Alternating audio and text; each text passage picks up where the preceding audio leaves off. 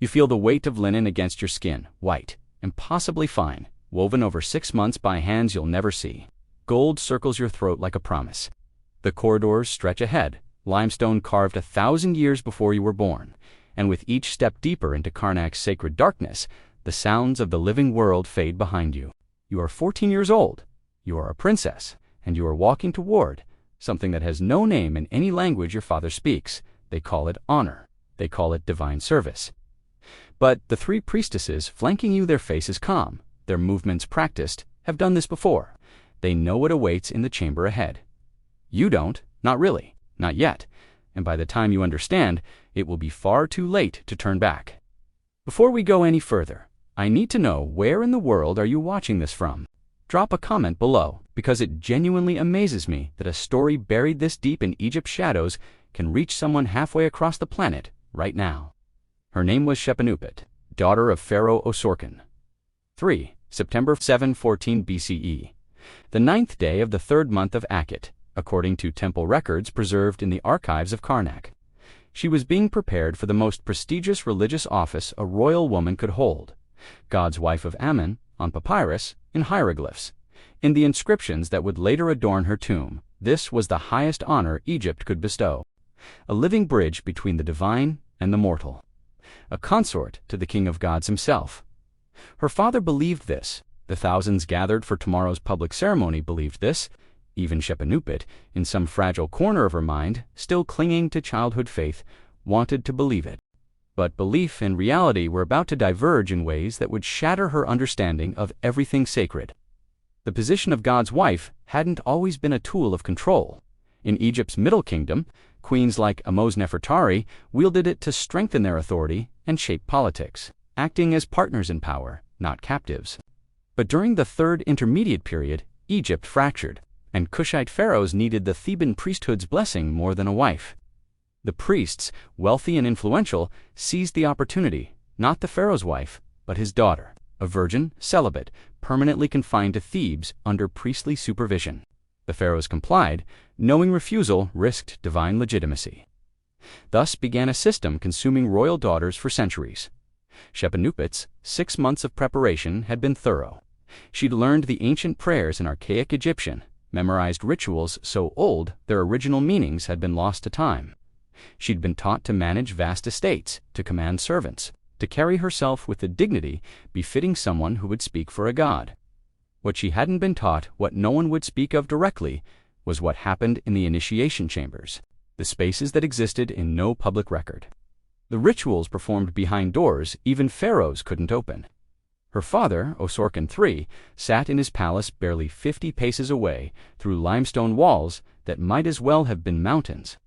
He'd signed the treaty, he'd agreed to the terms, he'd surrendered his daughter to preserve his kingdom's stability, and he'd chosen to believe the priests when they assured him this was honor, not sacrifice. Because acknowledging what that sacrifice might actually cost would destroy him, better to trust, better to believe the official story, better to avoid looking too closely at the gap between public ceremony and private reality. The corridor ended in a door so plain it nearly vanished into the limestone itself, a featureless slab whose only distinction was the faint seam tracing its outline. One priestess stepped forward, withdrawing a small key that glinted like a secret. When she turned it, the door opened with a low groan, a sound that pulsed against the stone walls like a slow and heavy heartbeat. The chamber was small and perfectly circular, no more than 15 feet across.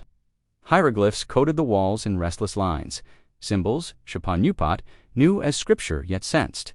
Here, as something colder, less holy text, and more command, an instruction manual written by hands that did not fear judgment. At the center stood a basin carved from black stone, filled with a liquid so dark it swallowed the lamplight rather than reflected it. It was not water. She knew that before its scent struck her, sharp, bitter, medicinal, wrapped in incense that curled through the room like a living serpent. 4 priests lingered in the shadows, draped in leopard skins that marked the highest servants of Amen, painted in ochre and coal. Their faces resembled spirits, watching her in perfect silence, more terrifying than any spoken threat. 3 chambers away, Amenirtis sat alone in quarters more lavish than any palace. 53 years old, 38 of them spent inside these walls. She knew exactly what Shepenupet now faced, for she had endured the same ritual in that same chamber. She retained the authority, the title, the right to intervene. And yet she remained seated, fists clenched until bone pressed against skin, breath tight and measured, listening to sounds no sacred place should ever contain. She had tried once to warn another. The punishment, 3 days of purification, had broken something in her that never healed. She learned the law of survival here: silence, obedience, endurance. So she sat in suffocating luxury, a throne carved from powerlessness, and listened while another girl was offered to a god who never needed her suffering. The basin held water mixed with natron, the sacred salt of mummification. Its purpose was unmistakably symbolic. Shepenupet was being guided through a ritual death. The girl who entered this chamber as a pharaoh's daughter would not emerge as the same being. Whatever stepped out of that water would belong to the temple, not to her family, not even to herself. The eldest priestess motioned toward the basin. Purification must be complete. Remove your garments and enter. So began the divide between the official narrative and the hidden reality. The fine linen she removed had taken half a year to weave, folded with ceremonial precision, and sealed away forever. Those garments represented a life that was ending, whether she understood it or not. She stepped into the cold water. Natron stung her skin as chants in Old Egyptian filled the chamber, fragments about death, rebirth, and the severing of earthly identity. When a priest shaved the last of her hair with a copper blade, the meaning was painfully clear. Hair was identity, and its removal marked her transformation into someone who could never again blend into ordinary society. She was being made recognizable, set apart, owned. When her body was dried and clothed in plain white linen, identical to the garments of other temple servants, the transformation sharpened. She was no longer a unique princess. She had become a replaceable component of a vast religious mechanism. They led her into a chamber painted with images of Ammon, god of creation. Here, guarded by stone walls and silent witnesses, she confronted a truth never recorded in official histories. The high priest Montumhat spoke. Her former identity was dead. She was now the god's chosen vessel. From this moment, the rites would pass into a realm never openly acknowledged. The system relied on silence, on belief, on the unbearable weight of sacred expectation. It was a trap so perfect that resistance felt indistinguishable from sacrilege, and its consequences would remain hidden for millennia. When the sun rose, they dressed Shepenupet again. They painted her face with cosmetics in the elaborate style reserved for God's wife. They placed gold circlets on her wrists, ankles, and throat. They arranged a ceremonial collar of lapis lazuli and carnelian across her shoulders. They positioned a crown of gold and silver on her newly shaved head. They transformed her appearance from victim to goddess.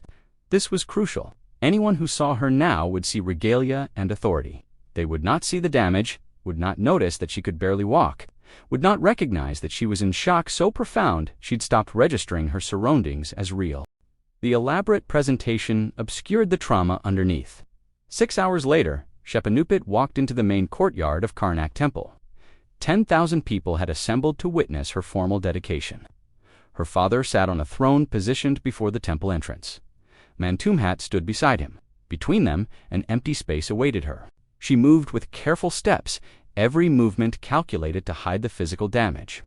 Attendants had provided medicinal preparations that dulled the pain enough to walk. They'd applied additional cosmetics that concealed any visible signs of distress. The crowd saw a princess in magnificent regalia. They saw gold and lapis catching sunlight. They saw exactly what the system wanted them to see. High Priest Montumhat began the formal dedication.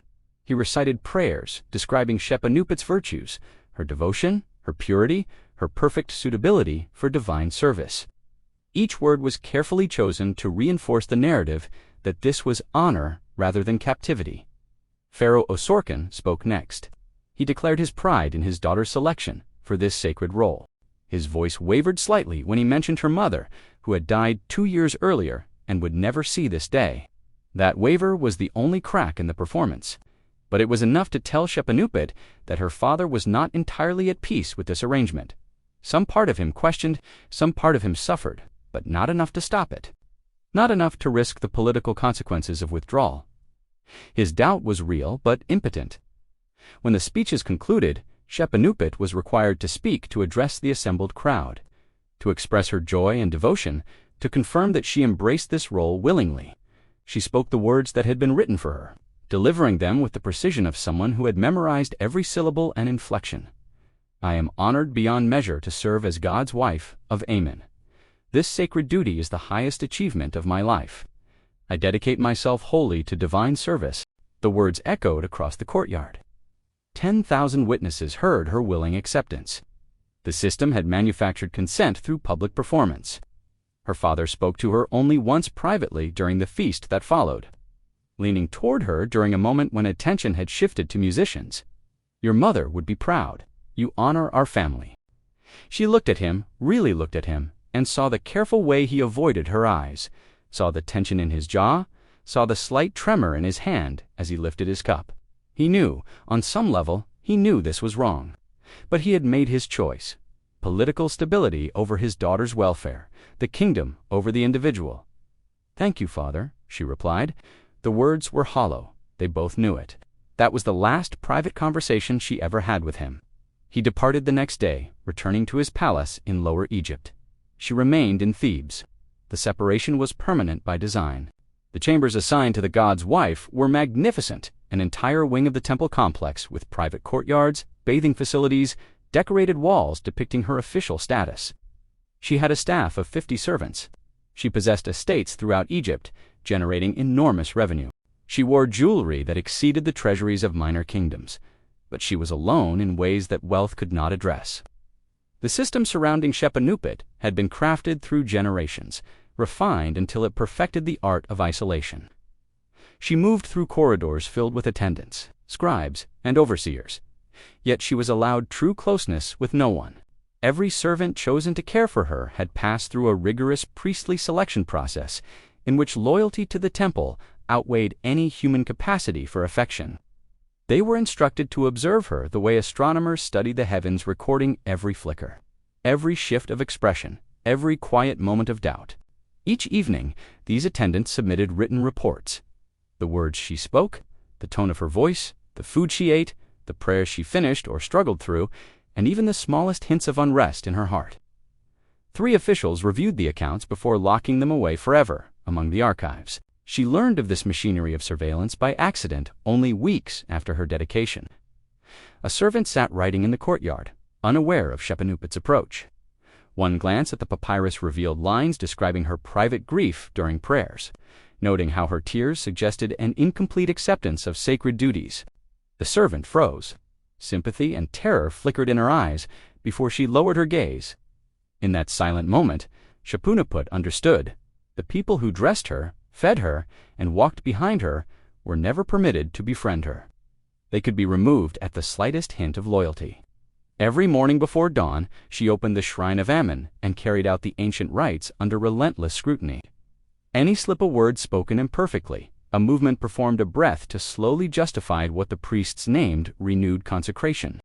These sessions, calculated with precision, ensured she never fully healed and never believed escape was possible. Resistance only increased them. Submission justified their continuation. There was no path that led to freedom. And so she learned to survive by vanishing within herself, performing her holiness for the world, while her mind drifted far beyond the stones of the temple. In 704 BCE, at 24, after a decade as God's wife, Shepanupit was ordered to adopt a successor. The new pharaoh needed to display devotion, and so his 12-year-old daughter, Amenirtis II, was chosen for dedication. Shepanupit was required not only to consent, but to participate, proof that the system's most devastating power lay in turning victims into instruments of its continuation. Generation after generation, suffering became inheritance. During 6 months of preparation, Shepanupit saw in Amenirtis a reflection of her own younger self, the unsteady mixture of honor and dread, incomplete knowledge, and a trusting belief in sacred authority soon to be used against her. Their conversations were brief and supervised. When Amenirtis asked if the role was as sacred as claimed, Shepanupit faced impossible choices: truth lie or something between them. At last, she offered a warning disguised as devotion. Some parts are difficult. You will need strength beyond what you know. And when something feels wrong, remember this: acceptance is survival. The night of the initiation, Shepenupet entered the same underground chamber of her own transformation. Nothing had changed. Amenirdis arrived, frightened but hopeful at the sight of a familiar face. Then the ritual began: the basin, the shaving, the stripping of name and self. Amenirdis endured until the moment she understood. Confusion shifted to terror. Her eyes begged Shepenupet to intervene. Shepenupet could not. She was required to witness, required to stand silent while the priests claimed divinity as they destroyed a child. Amenirdis resisted, fought, screamed, invoked gods and father. Her struggle only intensified the brutality, labeled possession, treated with harsher purification. By dawn, she was shattered, remade into a symbol, crowned in gold, carried away to be presented as divine. Shepenupet returned to her rooms knowing the truth. She was no longer only a victim. The system had made her its perpetuator. And yet, though decades passed and obedience became her nature, some small part of the girl she once was refused extinction. Resistance survived not in rebellion, but in gestures so small they changed nothing, except that they proved she was still human. Shepenupet died in 665 BCE at the age of 56, having served as God's wife of Ammon for 42 long years. She had outlasted her adoptive predecessor, her father, 3 brothers, and most of the priests who first initiated her. She saw Egypt conquered and reconquered, endured political upheaval and shifting dynasties, and survived a system designed not to honor her, but to break her. Her death was recorded with rigid formality. Ceremonies were elaborate. Her mummification conducted with the highest skill. Her tomb filled with luxurious goods meant to proclaim reverence. Her sarcophagus, limestone veiled in gold leaf, announced her titles: God's wife of Ammon, divine adoratress, beloved of the god, mistress of the 2 lands. Officially, she was everything the inscription declared, but her body tells another story. Modern examination of her remains reveals damage inconsistent with the narrative of honored service, healed fractures to ribs and face, joint deterioration in hips and knees, and unmistakable pelvic trauma recognized by forensic specialists as evidence of systematic violation, beginning in youth and continuing for decades. Her bones hold the truth. The hieroglyphs refuse to speak. The institution that consumed her ended in 525 BCE, not through justice or awakening, but because the Persian conquest made it politically useless. The last god's wife, Ankhnusnerabur, served 70 silent years until death freed her. No record preserves what she felt when the system collapsed. Silence followed her into the afterlife, as it had bound her in life. For 3 millennia, comfortable histories presented God's wives as powerful priestesses, and in administration they were. Yet their authority existed within captivity, their luxury hid confinement. Their titles masked exploitation. Beneath Karnak inscriptions still speak of divine duty, but the truth lives in what was never written. Shepenupet was a woman who survived 42 years of sanctified imprisonment. Remember her, and remember how power can cloak cruelty in sacred language.